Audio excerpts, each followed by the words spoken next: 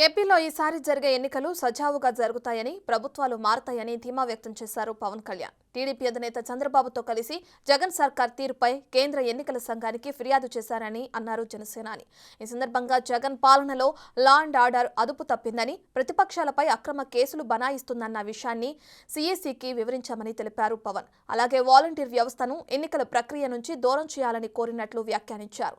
ఎన్నికల సంఘం చర్యలు తీసుకోకపోతే రాష్ట్రంలో హింస ఎక్కువై ప్రజాస్వామ్యం కూనీ అవుతుందని ఆందోళన వ్యక్తం చేశారు. పొలిటికల్ పార్టీస్ కానీ, వ్యక్తులు కానీ, ప్రైవేట్ వ్యక్తులు కానీ వాళ్ళందరి మీద కేసులు ఎలా పడుతున్నాయి, కేసులు ఎలా చేస్తున్నాయి, ముఖ్యంగా బైండ్ ఓవర్ కేసులు ప్రత్యేకించి పొలిటికల్ పార్టీ టీడీపీ వారి మీద కానీ, జనసేన కార్యకర్తల మీద కానీ ఇవన్నీ చాలా క్లియర్గా తెలియజెప్పడం జరిగింది వారికి. అలాగే పోలీసు అధికారులని ఇప్పుడు సడన్గా మారుస్తూ ఉన్నారు. లాస్ట్ 2 నెలలుగా మార్చేస్తూ ఉన్నారు. మళ్ళీ ఎన్నికలు సంఘం వచ్చేటప్పటికి మళ్ళీ వాళ్ళకి కావాల్సిన అధికారులను తిరిగి అక్కడ వేయించుకునేలాగా తీసుకొచ్చిన ప్రణాళికలు చేస్తాం. అది కూడా బలంగా తెలియజేస్తాం. అలాగే మహిళా కానిస్టేబుల్స్ ప్రత్యేకించి సంబంధం లేని చోట్ల వాళ్ళు దాదాపు 87 నియోజకవర్గాల్లో వాళ్ళు పెట్టారు. అది వాళ్ళు దూరం చేయమని ప్రత్యేకంగా ఆయన వివరించారు.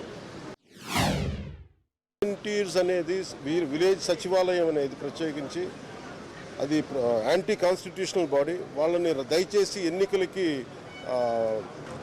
ఎన్నికల సమయంలో వాళ్ళని ఉపయోగించద్దని చెప్పి ప్రత్యేకించి విన్నవించాం. అలాగే మేము కోరుకుంది ఏంటంటే, మీరు కనుక సంపూర్ణంగా దీని వైపు చూడకపోతే, దీనికి పారదర్శకత కన్నా దీని ఎలక్షన్ చేయకపోతే ఇక్కడ ప్రజాస్వామ్యం కూని అయిపోద్ది, ఇక్కడ హింస ఎక్కువైపోద్ది.